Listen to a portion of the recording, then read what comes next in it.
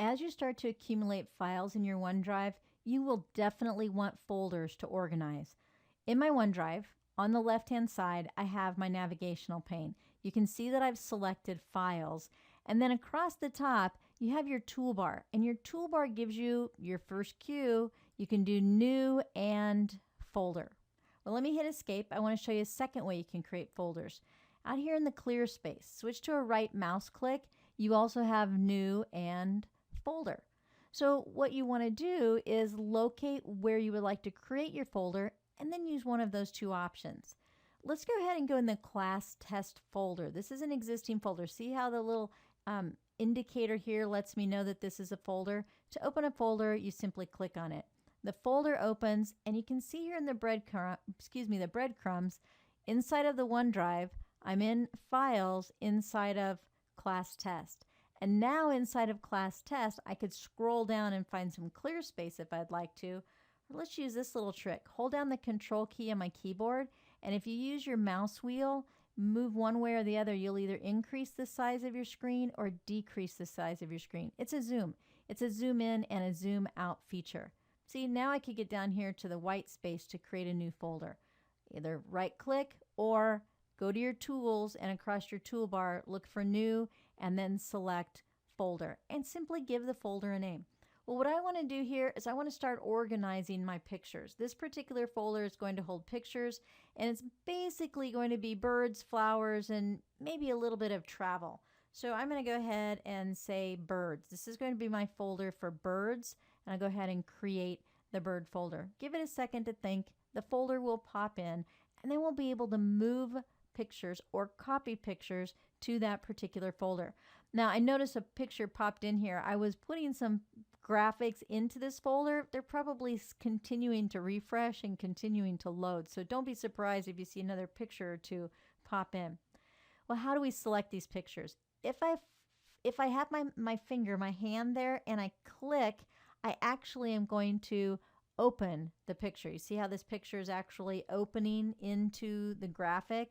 I didn't mean to do that. Well, I did. I meant to show you that, but that wasn't my intention. So up in the top right-hand corner, I'm going to go ahead and X out to close that.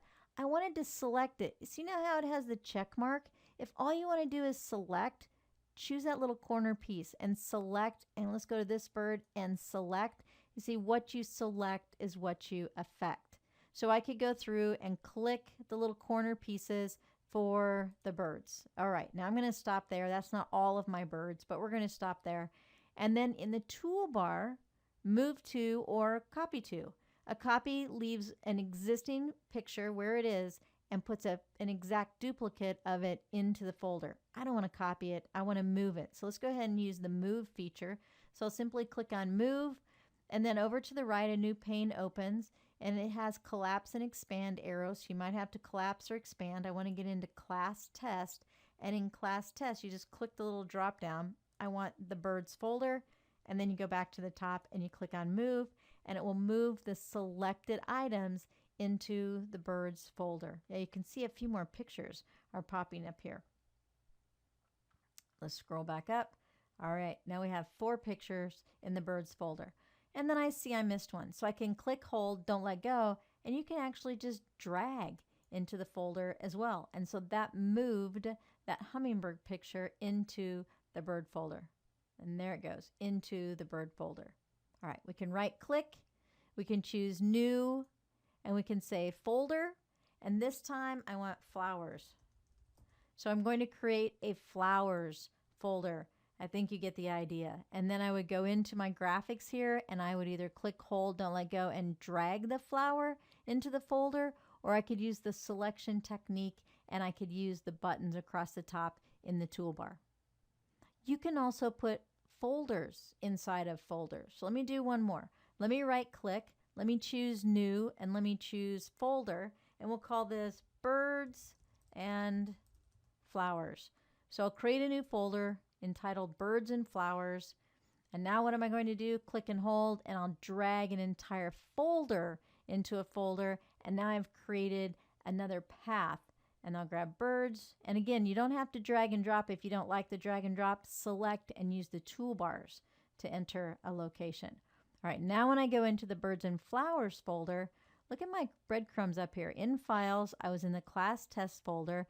Then I went into the Birds and Flowers folder, and let's go into the Birds folder. And now I'm in the Birds folder. And so you can see that my organization here now is much better than it was when things were just coming and going and here and there and all over the place.